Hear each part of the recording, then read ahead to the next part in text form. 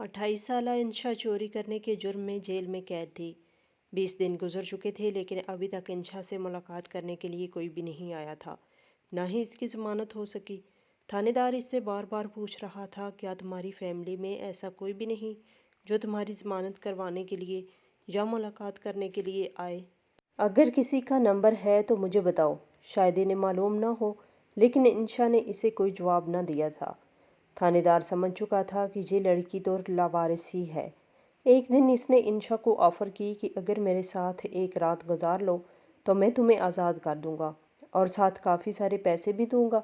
इंशा ने थानेदार की ये ऑफ़र कबूल की। थानेदार काफ़ी खुश हुआ। वो तो पहले ही इंशा के हुस्न का दीवाना था। अब तो इसे मौका मिल रहा था। इसके दिल की मुराद पूरी होने वाली थी। इसने होटल में एक कमरा बुक किया। रात 11 बजे वो इंशा को अपनी गाड़ी में ले गया। सारी रात इंशा के साथ रात गुजारने के बाद सुबह जैसे ही वो कमरे से बाहर निकला तो इसके पैरों तले ज़मीन निकल गई, क्योंकि साथ वाले कमरे में जेल में कैदी बाकी औरतें इंशा से पूछ रही थी कि काफ़ी दिन हो चुके हैं, लेकिन अभी तक तुम्हारे साथ मुलाकात करने के लिए कोई भी ना आ सका। लेकिन वो किसी को भी कोई जवाब नहीं दे रही थी। वैसे तो मुख्तसर अरसे में जेल की बाकी औरतों से इंशा की दोस्ती हो चुकी थी। वो इंशा को अपने बारे में सब कुछ बता रही थी। एक एक करके तमाम औरतों ने इंशा से अपने हालात बयान किए। वजह बयान की कि वो किस तरह इस कैद खाने में पहुंची। इनके हालात और वाक़यात सुनकर इंशा को इस बात का अंदाज़ा हो चुका था कि दुनिया में सिर्फ मैं ही नहीं जो हालात की चक्की में पिस रही हूँ। मुझसे भी ज़्यादा कई ऐसी औरतें हैं जो कि मुझसे ज़्यादा दुखी हैं। जब इंसान इनके वाक़यात सुने तो इसे अपना गम भी भूल जाता है। जेल की एक खातून ने इंशा से इस बात का गिला किया कि हमने अपने बारे में आपको सब बातें बताई, लेकिन आप हमें कुछ नहीं बता रही। 20 दिन गुजर चुके हैं, अभी तक कोई आपसे मुलाकात करने के लिए भी नहीं आया। ना ही तुम्हारी ज़मानत हुई, हालांकि तुम्हारा इतना बड़ा जुर्म भी नहीं था। सिर्फ चोरी ही की थी और बकौल तुम्हारे वो भी तुम पर एक झूठा सा इल्ज़ाम है। इंशा ने इस खातून से पूछा, तो आपसे मुलाकात करने के लिए कौन आया था कल? खातून ने इसे बताया कि ये मेरा भाई है। ये तकरीबन हफ्ते में 2-3 बार मुझसे मुलाकात करने के लिए आता है। जब साजिद से मेरा रिश्ता तय हुआ तो सबसे पहले मैंने अपने भाई को ही बताया था, क्योंकि मेरा भाई ही मेरे सबसे ज़्यादा करीब था। हम एक दूसरे से बहुत अच्छे दोस्त थे, जो एक दूसरे से हर बात शेयर करते थे। और अब्बा जान ने साजिद से जैसे ही मेरा रिश्ता तय किया तो मैंने अपने भाई को ही बताया था कि साजिद अच्छा लड़का नहीं। इसे मैंने बताया था कि जब मैं कॉलेज में पढ़ती थी तो यही था जो मेरा पीछा करता था, मुझे तंग करता था, छेड़ता था। इस शख्स की वजह से मैंने कॉलेज छोड़ने के बारे में भी सोचा था, और अब इसी शख्स से रिश्ता तय होने जा रहा है। ये कैसी बात हुई? जिस पर मेरे भाई ने मुझसे कहा कि इस बात का फ़ैसला अब्बा कर चुके हैं और मैं अब्बा के सामने नहीं बोल सकता। वो हमारे वालिद हैं, इस घर के सरबराह हैं। वो हमारे बारे में कभी बुरा नहीं सोच सकते। वो जैसा भी था, लेकिन अब बदल चुका है और मैंने कभी भी इसे कॉलेज के दरवाजे या किसी जगह आवारागर्दी करते नहीं देखा। अपनी दुकान है और अब वो अपने कारोबार पर ही तवज्जो दे रहा है। ये बातें करके मेरे भाई ने मुझे चुप करवा दिया। इसके बाद मैंने इस रिश्ते पर एतराज़ ना किया, क्योंकि जब मेरे भाई ने ही मेरा साथ ना दिया तो मैं किसी से कोई उम्मीद नहीं रख सकती थी। सिर्फ मैंने अपने भाई से ही सब उम्मीदें वाबस्ता की थी। इसके बाद मेरी ज़बान को ताला लग गया। मैं चुप हो गई और मेरी माँ हैरान थी। जब साजिद से मेरी शादी हुई और वो मुझे ब्याह कर अपने घर ले जा रहा था, तब मैं रोई भी नहीं। मेरी माँ मुझसे बार बार यही पूछ रही थी कि बेटी तू जिंदा तो है? ऐसे मालूम हो रहा है कि जैसे तू एक जिंदा लाश है। ना कुछ बोलती हो, ना रोती हो, और ना ही तुम्हारे चेहरे पर किसी किस्म की मुस्कुराहट है। लेकिन मैं अपनी माँ को क्या बताती?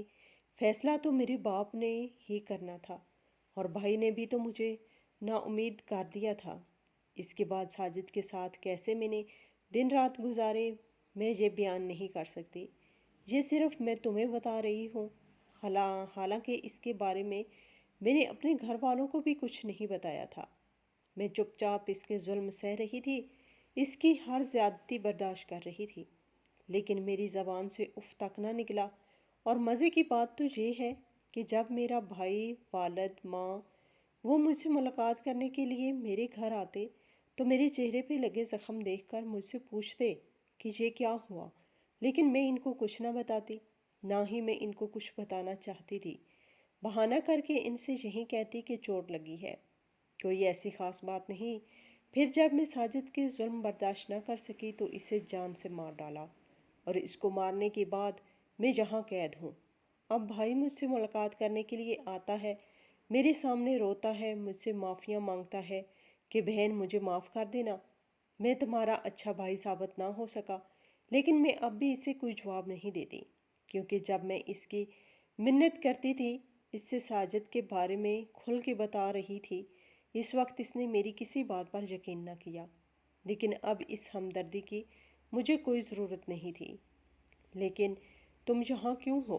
اپنے بارے میں بتاؤ، کیوں کوئی ملاقات کرنے کے لیے تمہارے پاس نہیں آیا؟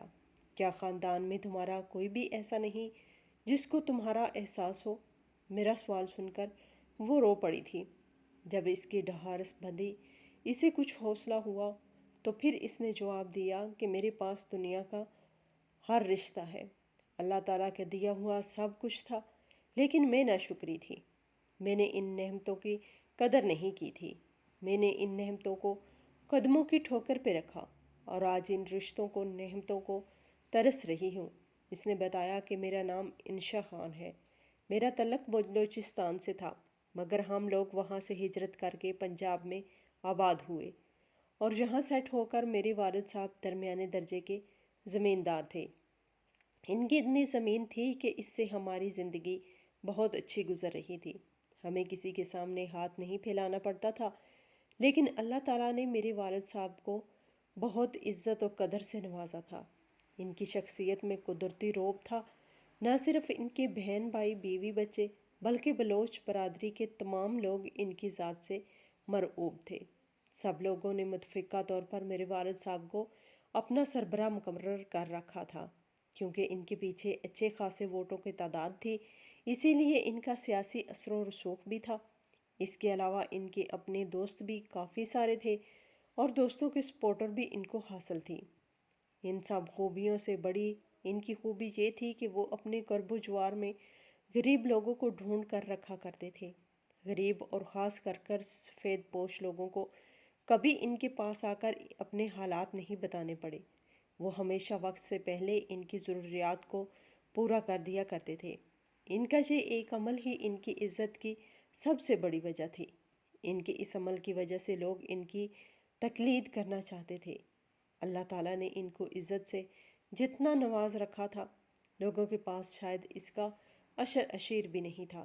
میرے والد صاحب اپنے تمام تر مصروفیات کے باوجود اپنی اولاد اور بیوی کو مکمل ٹائم دیتے تھے۔ انہوں نے حتی المقدور ہمیں پڑھانے کی پوری کوشش کی تھی۔ میرے بھائیوں نے تعلیم حاصل بھی کی، لیکن میں نے تعلیم ادھوری چھوڑ دی۔ میرے بھائیوں نے اپنی چھوٹی موٹی ملازمت بنا لی، اور میں گھر کے کام کاج کرنے لگی۔ ایک دفعہ میں اپنی فیملی کے ہمراہ کسی دوسرے گاؤں میں شادی پر گئی ہوئی تھی۔ وہاں ایک لڑکے سے میری دوستی ہو گئی، اور وہ دوستی دور حاضر کی نام نہاد محبت میں بدل گئی۔ محبت کے نام پر میں اپنے گھر والوں سے چھپ کر اس لڑکے سے ملاقاتیں کرنے لگی۔ اس لڑکے نے ہمارے ہی گاؤں کی ایک خاتون کے ذریعے مجھ سے رابطہ کیا۔ وہ خاتون مجھ سے اس لڑکے کو ملوانے کا ذریعہ بنی۔ اسی خاتون نے مجھے تسلی دی، حوصلہ دیا، اور میرے دل کو اس بات پر مطمئن کر دیا کہ میں جو کچھ بھی کر رہی ہوں وہ میرا حق ہے، وہ کوئی گناہ نہیں ہے، کوئی جرم نہیں۔ یہاں تک کہ اسی حوصلے کی بنیاد پر میں نے اپنا جسم اپنے اس دوست بلکہ محبوب کے حوالے کر دیا۔ مجھے اپنے اس عمل پر وقتی طور پر پشیمانی اور پریشانی ہوئی، افسوس ہوا، مگر اس خاتون نے مجھے اب کی بار بھی یہ کہہ کر مطمئن کر دیا کہ میں نے کچھ غلط نہیں کیا۔ در حقیقت وہ خاتون ایک ایسے گھرانے سے تعلق رکھتی تھی جو میرے والد صاحب کے مخالف تھا، اور وہ مجھے کسی غیر مرد کے ہاتھوں سے لٹتا دیکھ کر سکون محسوس کرتی تھی، کیونکہ میں اپنے والد کی عزت کو داغدار کر رہی تھی۔ اور میرے اس عمل سے میرے والد صاحب کی عزت پامال ہو رہی تھی۔ میرے والد صاحب کو بغیرت ہوتے دیکھ کر اسے سکون مل رہا تھا، یعنی وہ حاسد تھی اور اپنی حسد کی آگ میں جلتی ہوئی اس نے مجھے راہ راست سے بھٹکا دیا تھا۔ اب جب میں نے اپنا جسم اس لڑکے کے حوالے کر دیا تو میری مجبوری تھی کہ مجھے اپنے گھر میں بات کرنا پڑی، اپنی محبت کے بارے میں بتانا پڑا۔ میرے والد صاحب نے میری بات سنی، پھر اس لڑکے کے بارے میں تفصیلات لی، مجھے اس لڑکے کے اعمال کے بارے میں بتایا اور پھر مجھے کہا کہ میں اس سے شادی نہ کروں۔ لیکن میں نے اپنے والد صاحب کی بات ماننے سے انکار کر دیا اور اپنی ضد پر اڑی رہی۔ میرے والد صاحب نے مجھے قائل کرنا چاہا لیکن وہ قائل نہ کر سکے، یہاں تک کہ میرے اور میری فیملی کے درمیان اختلافات بن گئے۔ اسی دوران وہ خاتون جو ہماری ملاقات کا سبب بنتی تھی، اسی خاتون کی مدد سے میں راتوں رات اپنے محبوب کے ساتھ فرار ہو گئی۔ میرے اس عمل کے بعد میرے والدین نے مجھے ڈھونڈنے کی بھی کوشش نہیں کی، نہ میرے بہن بھائیوں نے مجھے ڈھونڈنے کی کوشش کی البتہ ایک عرصے بعد مجھے یہ پتہ ضرور چلا کہ میرے والدین وہ گاؤں چھوڑ کر کہیں اور جا چکے ہیں۔ انہوں نے وہاں سے اپنا سب کچھ بیچ دیا ہے اور ان کا گاؤں کے کسی بھی فرد سے کوئی رابطہ نہیں ہے۔ میں اپنے محبوب کے ساتھ شروع کے دنوں میں تو بہت خوش تھی، لیکن پھر آہستہ آہستہ حالات بدل گئے، کیونکہ اب میں اپنے محبوب کی ذمہ داری بھی تھی۔ جب تک میں اپنے والد کے گھر میں تھی سکھی تھی، مجھے کھانے کو پسند کا ملتا تھا، اپنی مرضی سے سوتی تھی، اپنی مرضی سے اٹھتی تھی۔ مگر یہاں ایسا کچھ بھی نہیں تھا، یہاں مجھے سب سے آخر میں سونا ہوتا تھا اور صبح سب سے پہلے اٹھنا ہوتا تھا۔ سب سے آخر میں اس لیے سونا ہوتا تھا کہ جب سب لوگ کھانا کھانے کے بعد اپنے اپنے کمروں میں چلے جاتے تھے تو مجھے ہر شخص کو اس کے کمرے میں جا کر چائے دینی ہوتی تھی، اور پھر جب وہ چائے پی لیتے تھے تو ان کے کمرے سے برتن اٹھا کر کچن میں لانے ہوتے تھے، کچن میں لا کر برتنوں کو دھونا ہوتا تھا۔ یہاں سے فارغ ہو کر میں اپنے کمرے میں جاتی تھی، اپنے شوہر کی خدمت سیوا کرتی اور پھر سو جاتی تھی۔ صبح مجھے سب سے پہلے اٹھنا ہوتا تھا اور اٹھ کر دوبارہ روٹین میں سب کے سامنے سب کے ناشتے وغیرہ کا انتظام کرنے میں مصروف ہو جانا ہوتا تھا۔ کپڑے، جوتے، ناشتہ سب کچھ میرے ذمہ ہی تھا، یعنی میں گھریلو ملازمہ تھی، اور وہ بھی بغیر اجرت کے ملازمہ، کیونکہ میں اپنے گھر میں سب کی لاڈلی تھی۔ میرے لیے کام کا اتنا بوجھ اٹھانا ممکن نہیں تھا۔ میں نے آہستہ آہستہ کام سے راہ فرار اختیار کرنا شروع کیا تو میرے اور میرے سسرال والوں کے درمیان جھگڑا ہونے لگا۔ میں نے اپنے شوہر سے سپورٹ چاہی تو میرے شوہر نے مجھے سپورٹ کرنے سے صاف انکار کر دیا اور کہا کہ میں کبھی بھی اپنے والدین اور بہن بھائیوں کے خلاف تمہارے ساتھ کھڑا نہیں ہو سکتا، بلکہ اس نے مجھے واضح الفاظ میں کہا کہ اگر تم نے میرے والدین اور بہن بھائیوں میں سے کسی کے حکم عدولی کرنے کی کوشش کی تو تمہیں اس کا بھیانک انجام دیکھنے کو ملے گا۔ اور پھر ایسا ہی کئی بار ہوا کہ اگر میں نے کسی شخص کے کپڑے گندے رہ جاتے تو مجھے دن بھر بھوکا رکھا جاتا، کسی شخص کا جوتا صحیح سے پالش نہ ہوتا تو وہی جوتا میرے سر میں مارا جاتا، اگر کسی شخص کی پسند کا کھانا نہ بنا ہوتا تو اس روز مجھے بھی کھانا نہ کھانے دیا جاتا۔ حالات یہاں تک نہیں رکے، میرا شوہر مجھ سے اکتا گیا تو اس نے مجھے طلاق دے دی۔ مگر جب اس کے گھر والوں کو پتہ چلا کہ اس نے مجھے طلاق دے دی ہے تو انہوں نے مجھے گھر سے باہر نہ نکلنے دیا، کیونکہ ان کو محسوس ہوا کہ اس طرح ہماری بہت بے عزتی ہوگی، لوگ ہم کو برا بھلا اور ظالم کہیں گے۔ انہوں نے مل کر مجھ پر چوری کا الزام لگایا، اپنے اثر و رسوخ استعمال کر کے مجھ پر FIR کروا دی اور پھر اسی الزام میں مجھے جیل بھیج دیا گیا۔ جس دن سے میں جیل میں آئی ہوں اس دن سے لے کر آج تک کبھی کوئی میری ملاقات کرنے کے لیے نہیں آیا۔ اس کی وجہ یہ ہے کہ سسرال والے میرے دشمن بن گئے تھے اور اپنے میکے والوں کی میں دشمن بن گئی تھی۔ میں آج بھی جب یاد کرتی ہوں کہ میرا باپ کتنی محبت سے مجھے پکارا کرتا تھا تو مجھے رونا آ جاتا ہے۔ میری حسرت ہے کہ کاش صرف ایک بار میرے باپ آ کر مجھے اسی محبت سے پکارے تو میں اپنا سر اپنے باپ کے قدموں میں رکھوں اور وہیں جان دے دوں۔ مگر شاید اب یہ حسرت حسرت ہی رہنی ہے۔ خاتون نے اسے کہا کہ انشا بی بی، تمہاری کہانی بھی کافی افسردہ ہے، لیکن کیا تمہارے والدین تمہارے بارے میں جانتے ہیں کہ تم یہاں قید ہو؟ جس پر انشا نے اسے بتایا کہ نہیں، میرے والدین میرے بارے میں کچھ نہیں جانتے کہ میرے ساتھ کیا بیتی، اور افسوس کی بات تو یہ ہے کہ میں بھی ان کا ٹھکانہ نہیں جانتی۔ اگر مجھے میری فیملی کے بارے میں کچھ پتہ ہوتا تو میں سب سے پہلے اپنے باپ کے پاس جاتی، اس سے معافی مانگتی۔ شاید میرا باپ مجھے معاف کر دیتا۔ میں جانتی ہوں کہ مجھ سے بہت بڑی غلطی ہوئی، کاش میں اپنے والد کے مشورے پر عمل کر لیتی، لیکن افسوس کہ اس وقت میں ایک جھوٹی محبت کے جال میں پھنسی ہوئی تھی اور اندھی ہو چکی تھی۔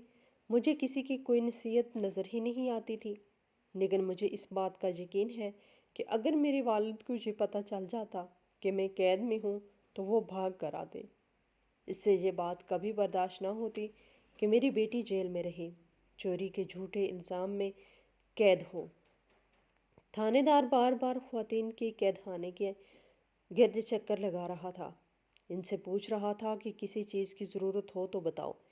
انشا نے اپنے دوست یاسمین سے کہا کہ یہ اتنا اچھا آدمی تو نہیں لگتا کہ اس سے ہمارا اتنا خیال ہو، یہ بار بار یہاں کیوں آ رہا ہے؟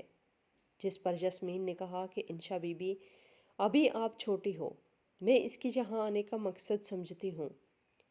انشا نے حیران ہو کر پوچھا کہ کیسے؟ مجھے بتاؤ۔ جس پر یاسمین نے اسے بتایا کہ اللہ تعالیٰ نے مجھے ایک خوبی عطا کی ہے، میں مرد کی آنکھیں پڑھ سکتی ہوں۔ یہ بار بار یہاں تمہارے لیے ہی آتا ہے۔ ویسے تو یہاں ساری عورتیں بڑی عمر کی ہیں اور زیادہ خوبصورت بھی نہیں، لیکن میں نے نوٹ کیا ہے کہ یہ سب سے حالات پوچھتا ہے، لیکن نظر صرف تم پر ہوتی ہے۔ اس کی شاید یہ تم سے کوئی بات بھی کرنا چاہتا ہے۔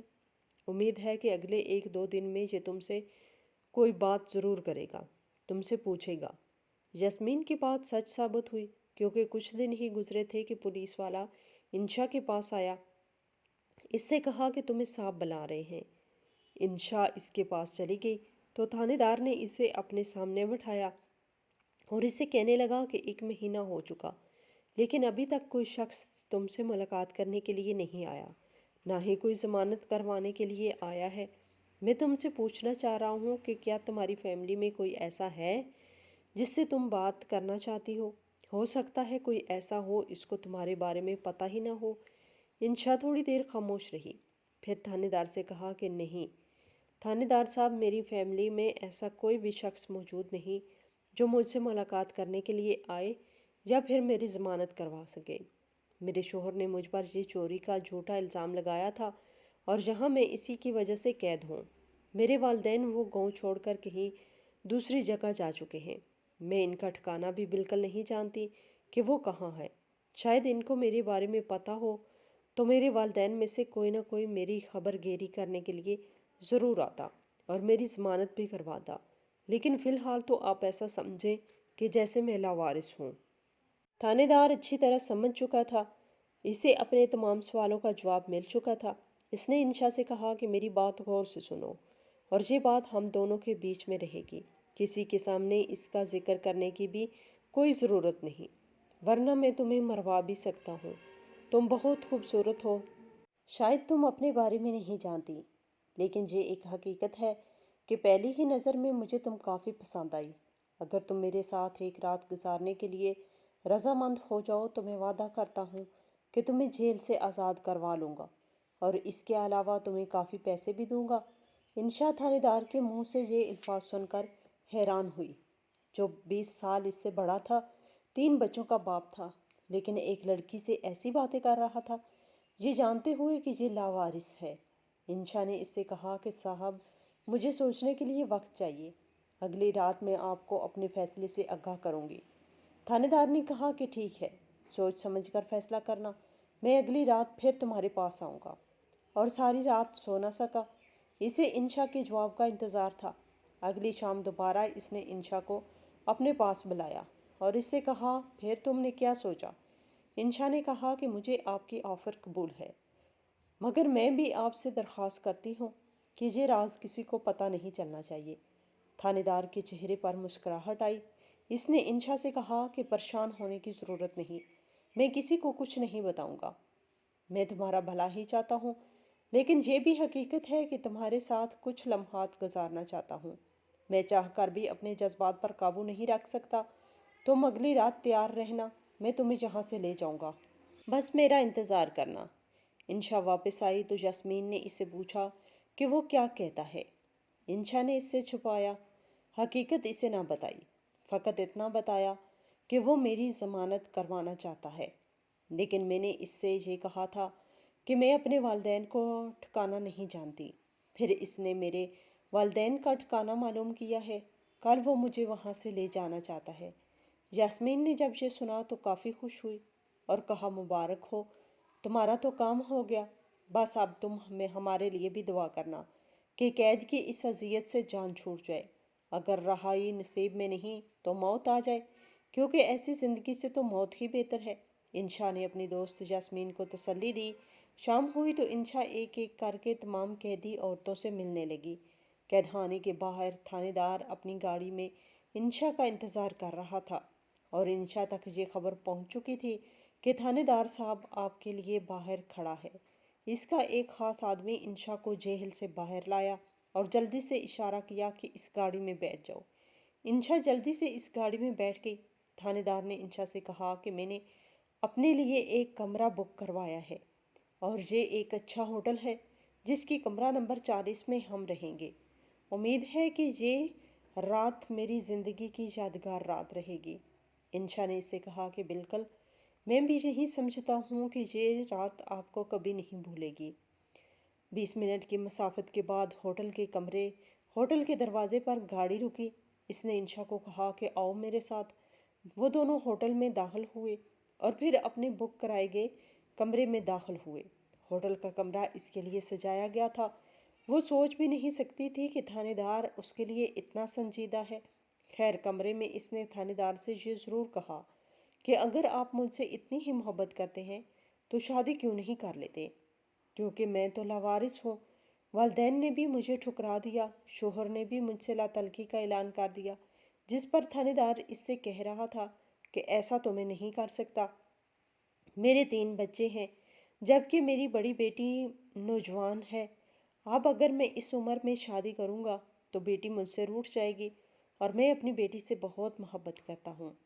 انشا اس سے کہنے لگی کہ اگر آپ کی بیٹی نے آپ کو اس حال میں دیکھ لیا کہ آپ ایک نوجوان لڑکی کے ساتھ ہوٹل میں آئے ہیں تو پھر بھی تو اس کو کافی تکلیف ہوگی۔ اس بارے میں آپ کیا کہتے ہیں؟ انشا کی یہ بات سن کر تھانے دار کے چہرے کا رنگ بدل گیا اور پھر کہنے لگا، تم اس بات کو چھوڑو، میں یہ رات ایک خوشگوار رات بنانا چاہتا ہوں اور تم کیسی باتیں لے کر بیٹھ گئی ہو؟ سارے موڈ کا ستیہ ناش تو مت کرو۔ انشا نے کہا کہ میں معذرت کرتی ہوں، بس میرے دل میں جو بات تھی وہ میں نے کہہ دی، سو میں نے وہ آپ سے کہہ دی۔ آج رات کے لیے تو میں آپ کی ہی ہوں، آپ میرے ساتھ جیسا چاہیں سلوک کریں، آپ کی ہی مرضی۔ تھانے دار نے جیب سے پیسے نکالے، یہ تقریباً 40,000 کے قریب تھے۔ اس نے یہ پیسے انشا کی ہتھیلی پر رکھ دیے اور اس سے کہا کہ یہ ہیں وہ پیسے جس کا میں نے تم سے وعدہ کیا تھا۔ ایک رات کی قیمت اتنے پیسے تمہیں کوئی نہیں دے سکتا۔ یہ میں دل سے تمہیں پیسے دے رہا ہوں، لہٰذا ان کو اپنے پاس رکھ لو، مستقبل میں یہ تمہارے کام آئیں گے۔ تھوڑی دیر بعد دروازے پر دستک ہوئی۔ ویٹر باہر کھڑا تھا۔ اس نے تھانے دار سے پوچھا کہ میں آپ لوگوں کے لیے چائے لے کر آیا ہوں۔ انشا نے ویٹر سے کہا کہ نہیں، میں صاحب کے لیے خود چائے بناؤں گی۔ یہ سن کر تھانے دار نے ویٹر کو واپس بھیج دیا۔ انشا کچن میں گئی، تھانے دار کے لیے چائے بنائی اور ساتھ ہی چائے میں بے ہوشی کی دوا گولی ڈال دی۔ جس طرح تھانے دار ایک منصوبہ بنا کر ادھر آیا تھا، انشا نے بھی دل ہی دل میں ایک منصوبہ بنا رکھا تھا اور وہ اپنے اسی منصوبے کو کامیاب بنانا چاہتی تھی۔ تھانے دار بہت خوش ہوا۔ اس نے چائے پی لی اور چائے پینے کے بعد تھوڑی دیر بعد وہ بیڈ پر دراز ہو گیا، بالکل بے ہوش ہو چکا تھا۔ انشا نے جلدی سے وہ پیسے اٹھائے۔ اس کے بعد تھانے دار کو بیڈ کے ساتھ رسیوں کی مدد سے باندھ دیا، اس کے ہاتھ پاؤں باندھ دیے اور اس کے منہ پر بھی کپڑا باندھ دیا تاکہ وہ چلا بھی نہ سکے۔ اس کے بعد چپکے سے وہ کمرے سے باہر آ گئی اور ہوٹل سے باہر آنے میں کامیاب ہوئی۔ وہ کافی دیر سوچتی رہی کہ اسے کہاں جانا چاہیے۔ وہ واپس شوہر کے پاس تو نہیں جا سکتی تھی، نہ ہی اپنے والدین کے ٹھکانے کے بارے میں اسے کچھ علم تھا۔ صرف اپنی ایک دوست سے اسے امید تھی، جس کا نام شہناز تھا۔ اسے شہناز کا نمبر یاد تھا، لہٰذا وہ ایک شاپ پر گئی اور شہناز سے فون پر بات کی، اور بات کرتے ہی وہ اپنے جذبات پر قابو نہ رکھ سکی۔ شہناز اس سے پوچھ رہی تھی کہ کیا ہوا، تم کہاں ہو، مجھے اپنے ٹھکانے کے بارے میں بتاؤ، جس پر اس نے اپنی دوست کو اپنی جگہ بتائی۔ شہناز نے اس سے کہا کہ تم وہیں رہنا، میں خود تمہیں وہاں سے پک کر لوں گی۔ تقریباً 30 منٹ بعد شہناز نے ایک بس سٹاپ سے اسے پک کیا اور اپنے ساتھ اپنے گھر لے گئی۔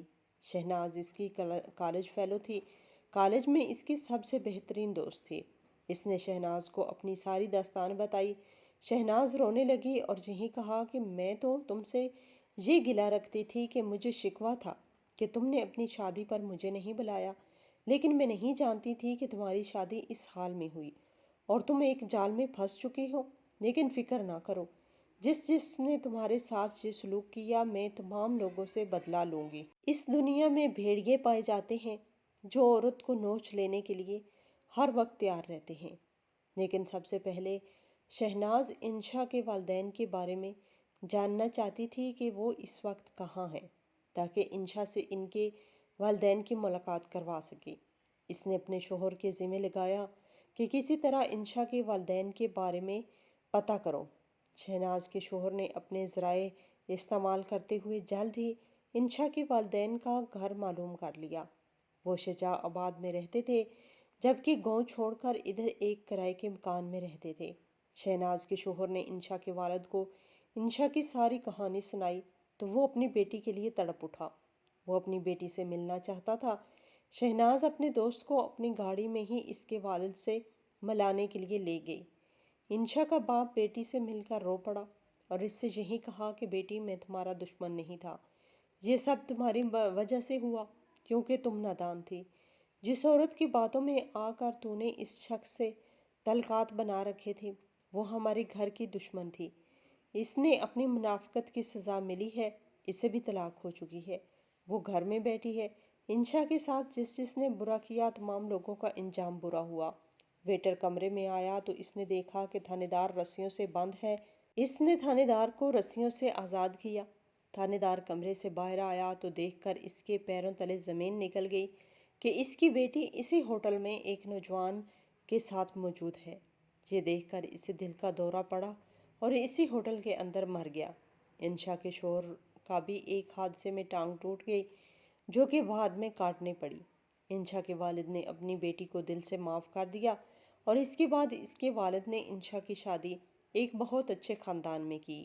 وہ ایک وکیل تھا جس کی بیوی کی وفات ہو گئی تھی اور اس کے 2 بچے بھی تھے۔ شروع میں انشا کے لیے کافی مشکل تھی، کیونکہ بچے اسے دل سے تسلیم نہیں کر رہے تھے، لیکن پھر انشا نے اپنے پیار اور محبت سے ان بچوں کے دل میں بھی گھر کر گئی۔ انشا نے اپنی زندگی پر ایک کتاب لکھی جس میں اس نے نوجوان لڑکیوں کو نصیحت کی کہ کبھی بھی اپنی محبت کی خاطر اپنے والدین اور بہن بھائیوں کو نہ چھوڑیں۔ یاد رکھیں کہ ایک نامحرم محبوب کی خاطر اگر اپنے خون کے رشتوں کی محبت کو آپ چھوڑ سکتے ہیں تو وہ محبوب کبھی بھی آپ پر بھروسہ نہیں کر سکتا، کیونکہ جو لڑکی اپنے والدین کی عزت کو خاک میں ملا سکتی ہے وہ اس کے بعد بھروسے کے قابل کبھی نہیں رہتی۔ محبتیں اگر والدین کے مان کا خون بن جائیں، محبتیں اگر بھائیوں کی عزت کو داغدار کریں، محبتیں اگر بہنوں کی شادیوں میں رکاوٹیں بن جائیں، تو ایسی محبت کو چھوڑ دیں۔ آپ اپنی محبت کو قربان کر دیں۔